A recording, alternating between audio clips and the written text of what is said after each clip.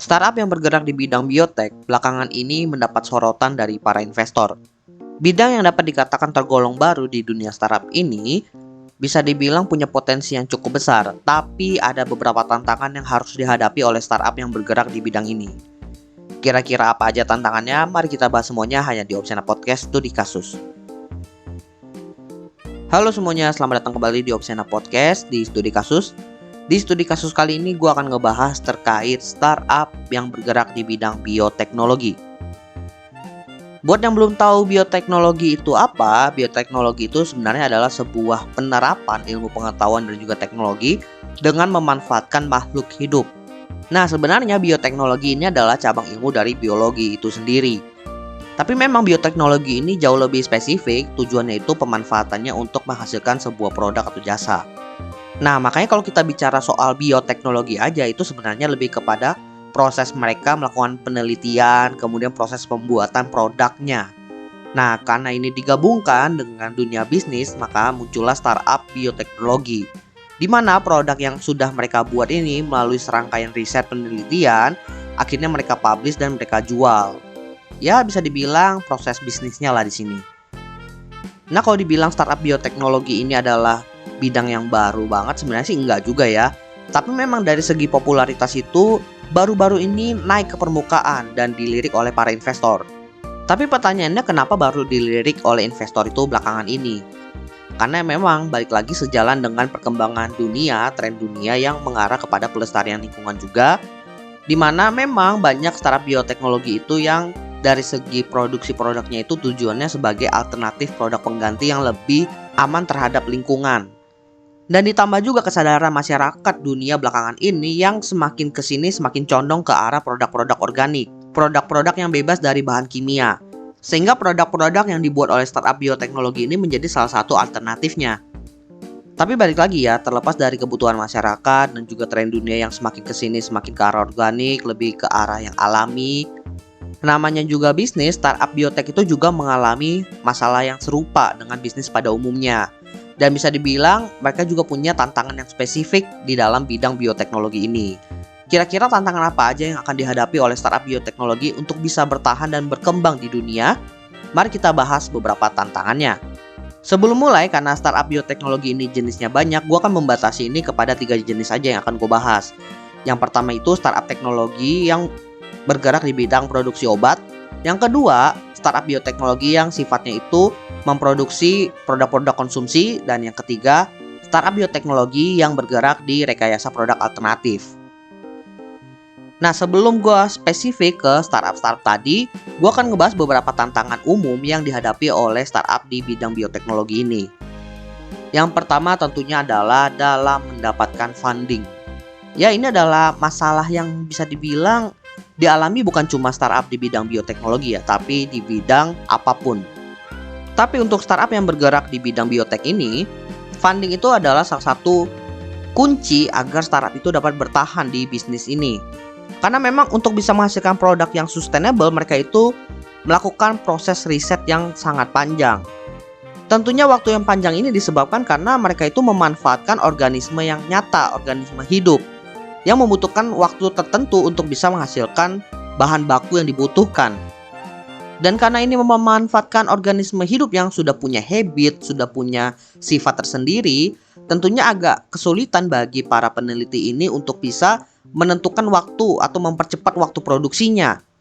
Dan kalau startup ini ingin mempercepat proses produksinya, ada kemungkinan mereka akan melakukan rekayasa genetik terhadap organisme tersebut. Karena ya sifat organisme itu kan pada dasarnya tidak bisa diubah kecuali diubah oleh manusia itu sendiri dengan penelitian yang lain. Dan baik lagi, itu butuh dana lagi. Selain itu butuh waktu lagi untuk melakukan proses rekayasa tadi.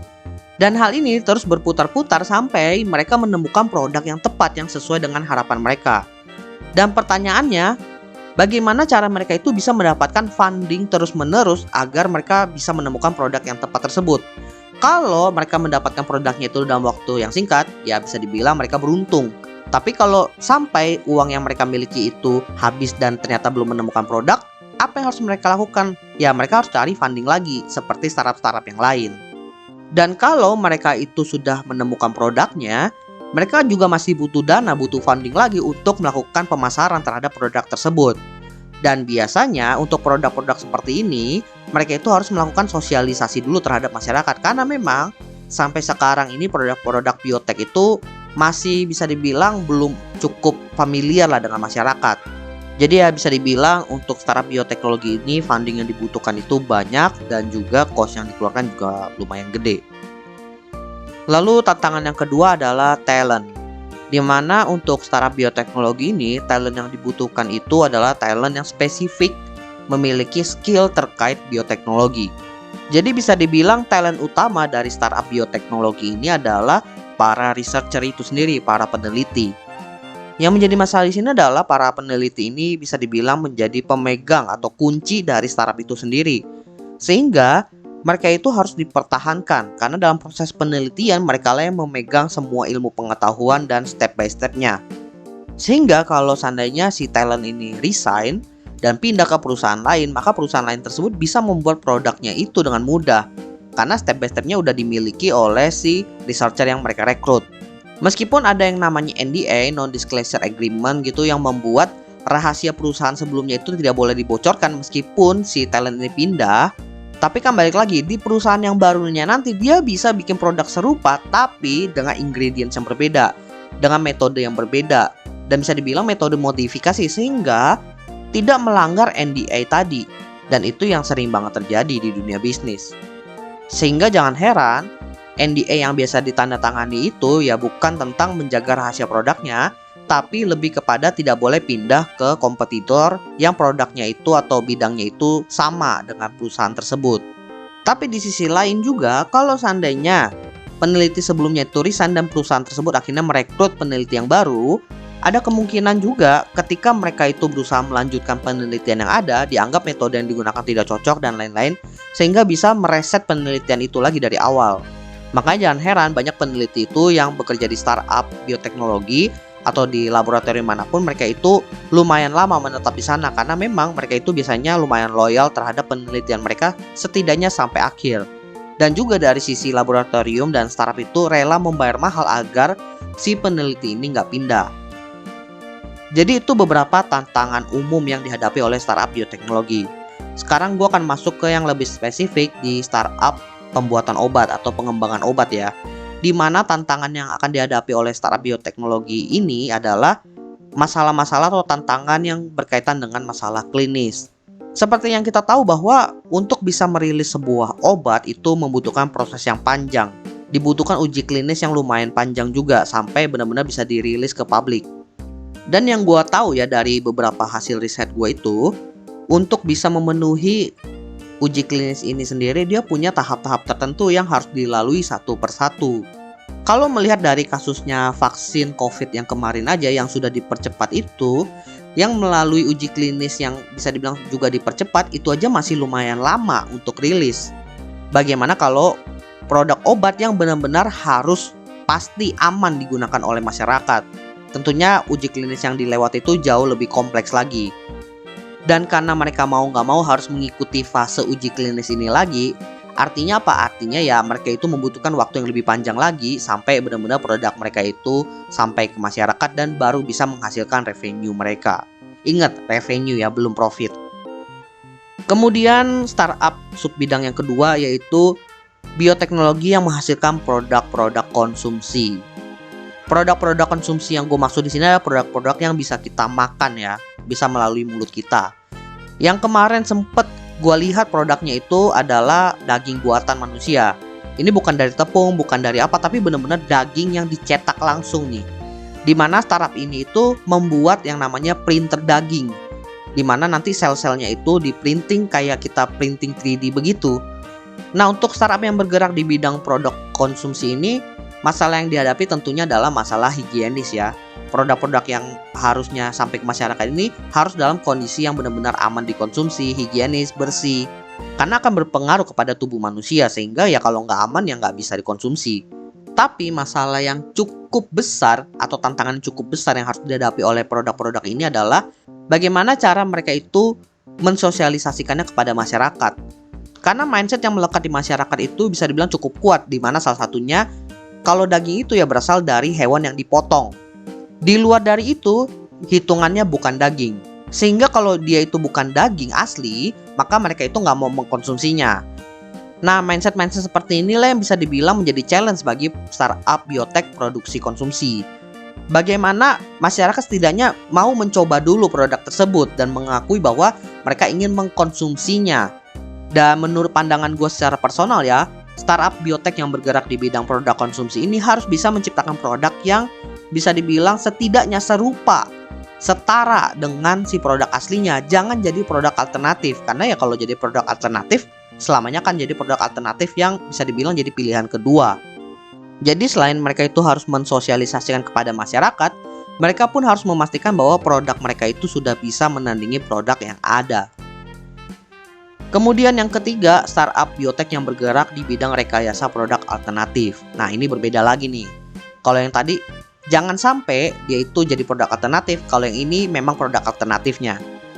Kalau untuk startup biotek yang bergerak di bidang ini tentunya ya dari segi cost produksinya harus lebih murah, sehingga harga yang dijual kepada masyarakat itu atau kepada bisnis itu harus lebih murah. Karena kan memang mereka itu menciptakan produk alternatif, produk pengganti, dimana agar orang-orang itu ingin beralih kepada produk alternatif ini ya dari segi cost minimal yang berubah nih, yang lebih kecil.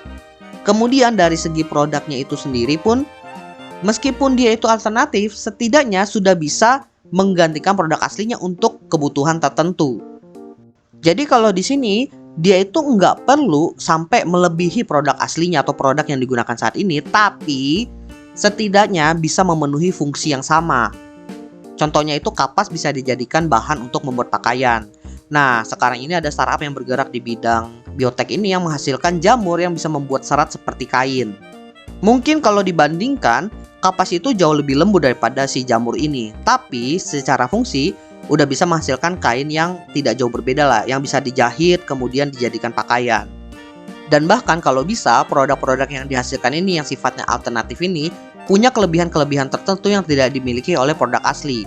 Nah, kalau mereka punya itu, tentunya ya startup biotek ini akan lebih dilirik lagi nih oleh masyarakat dan juga para investor.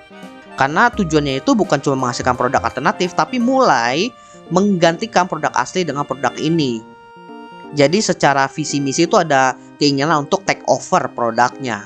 Nah, yang seperti ini biasanya dilirik nih oleh para investor.